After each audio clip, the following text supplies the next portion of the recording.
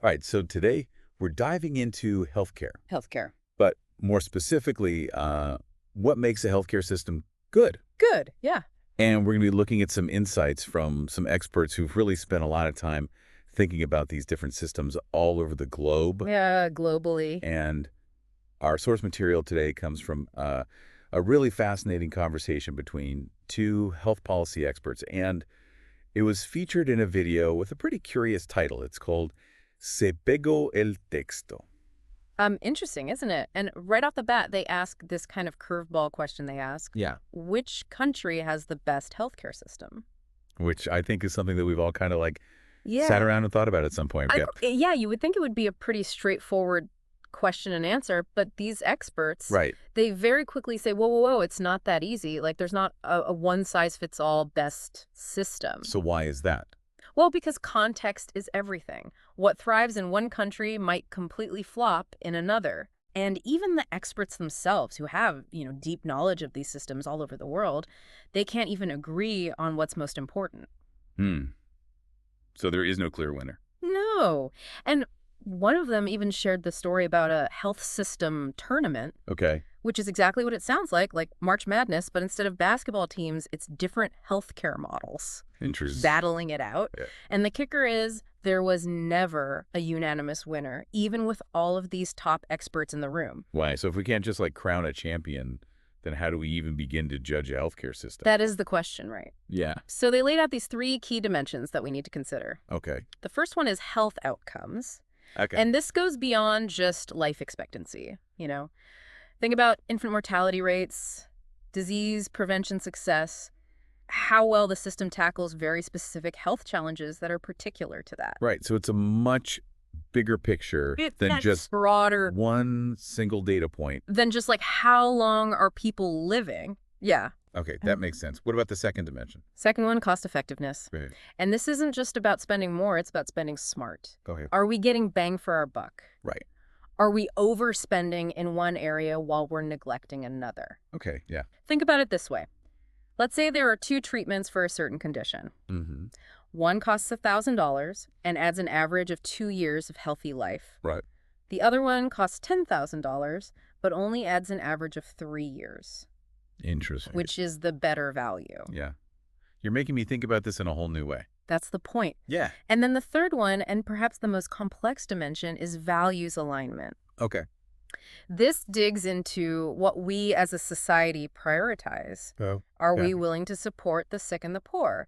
How much should the healthy contribute to the well-being of others? These aren't economic questions. These are about our fundamental values. Yeah. And they really shape our healthcare choices big time. So it's not just about the numbers. It's also about, like, what we believe in. Exactly. Right. Precisely. And this brings us to a fascinating observation that they make about the American healthcare system, which they call, wait for it, a paradox. A paradox. Okay, I'm listening. All right, so picture this. You have a graph, and on one axis you have life expectancy, Okay. and on the other axis you have healthcare spending. Okay, got it. Back in the 1970s, the U.S. looked pretty similar to other developed nations. Our spending was comparable, and so was our life expectancy. Okay. We were all kind of in the same boat. So what happened? Fast forward to today, and the U.S. looks totally different. We're spending way more, but we're seeing much smaller gains in life expectancy compared to other countries. Really? Yeah. Wow. It's like we're sprinting on a treadmill and going nowhere. Yeah. Makes you wonder, are we getting our money's worth? Definitely makes you think. So if the U.S. system is this paradox, Right. what are other countries doing differently? Well, that's where some of the myths get busted. Yeah.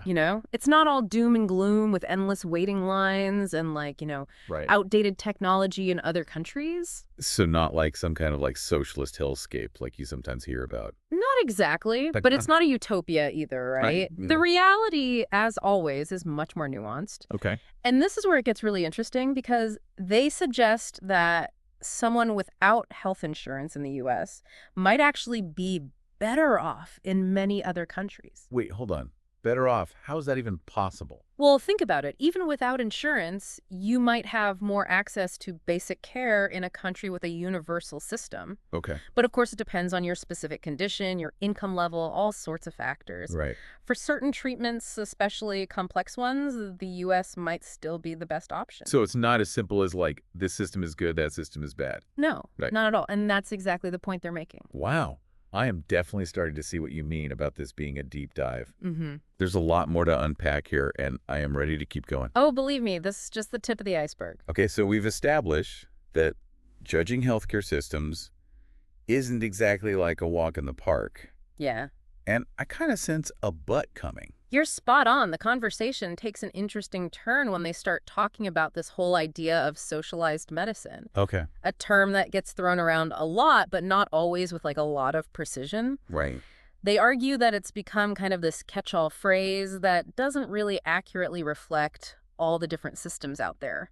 So are they saying it's like not a useful term at all? Well, not necessarily. They make this important distinction between socialized medicine and universal health care. Okay. It's about understanding who's running the insurance and who's providing the care. Okay. So you can have socialized insurance where the government's in charge, Mhm. or private insurance where private companies are calling the shots. And this is separate from who's actually like delivering the healthcare, right?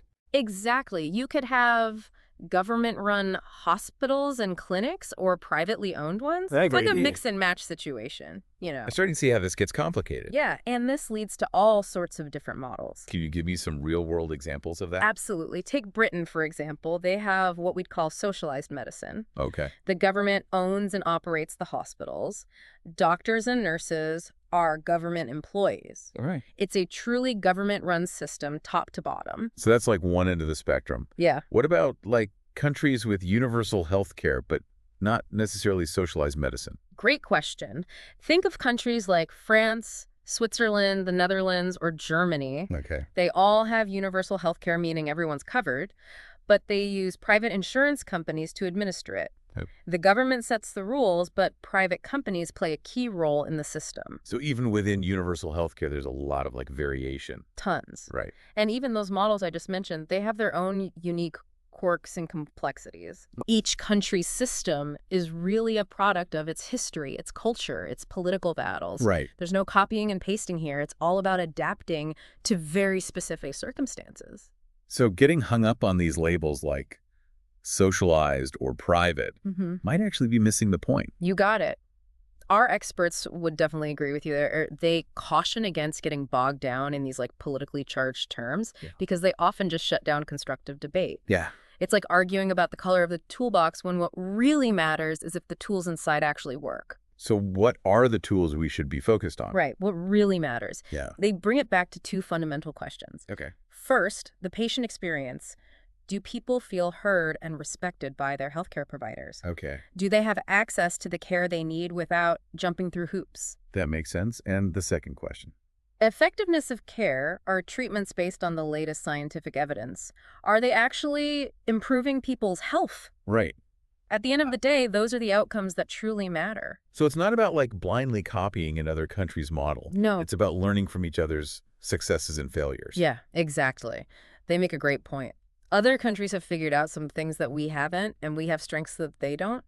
We should be open to learning from each other, sharing best practices, and adapting those lessons to our own unique context. Yeah, it sounds like they're advocating for a much more nuanced and collaborative approach to healthcare reform. One that like moves beyond these usual political battles. Absolutely. And that's where things get really interesting. Okay. Because they leave us with this really powerful question. If the goal is a system that improves health, protects people financially, and reflects our values, Yeah. can we get there from where we are now? That's a big question. It's almost like they're challenging us, like the listeners, Yeah. to like grapple with that. I think that's exactly what they're doing. They're inviting us to participate in this ongoing conversation about healthcare, to move beyond slogans and sound bites and really engage in thoughtful, evidence-based discussions about what we want our system to be. And this is where like we the listeners come in. Precisely. They encourage us to be informed, to talk to our friends and families, to engage with policymakers. Hmm. Healthcare affects every single one of us. Yeah. And it's through these open and honest dialogues that we can really shape a system that serves our needs and reflects our values. So it's not about like pointing fingers or clinging to ideologies. Know It's it. about rolling up our sleeves and like having these tough conversations about what we want our healthcare system to look like. You got it. And that brings us to the end of our deep dive.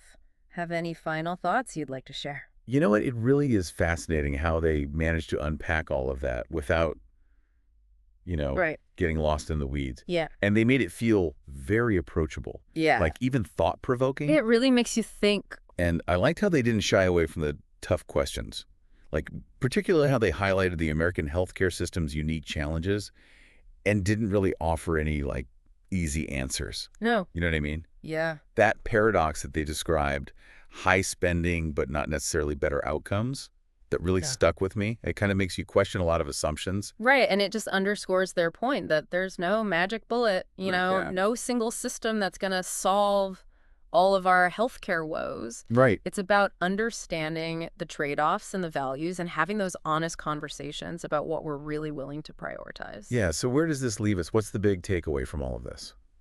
I think the key takeaway is that we as individuals have a role to play in shaping the future of healthcare. Okay. It's not just something that happens to us, it's something that we can actually engage with Yeah. and, try to influence So how do we do that? by being informed, by asking those tough questions, challenging assumptions, and engaging in these dialogues with our communities and policymakers. So it's not about finding like the perfect system. No, not at all. It's about kind of continually striving for a better one. Right. It's an ongoing process. It's an evolution. Yeah. And remember that really provocative question that they left us with. Can we get to a system that actually reflects our values and improves health and protects people financially, Right. starting from where we are now? Yeah, that's a huge challenge, and I think one that we can't afford to ignore. Well said. And you never know, maybe through these deep dives, through these conversations, we can collectively start moving the needle in the right direction. Yeah. Well, thank you so much for joining us on this deep dive into healthcare systems. I Oh, hope you found it as insightful as I did. it's been a pleasure. And to our listeners out there, we encourage you to continue the conversation. Read more, talk to your friends and family, and share your thoughts and ideas. Yeah. This is a journey that we're all on together. Until next time, keep learning, keep questioning, and keep diving deeper.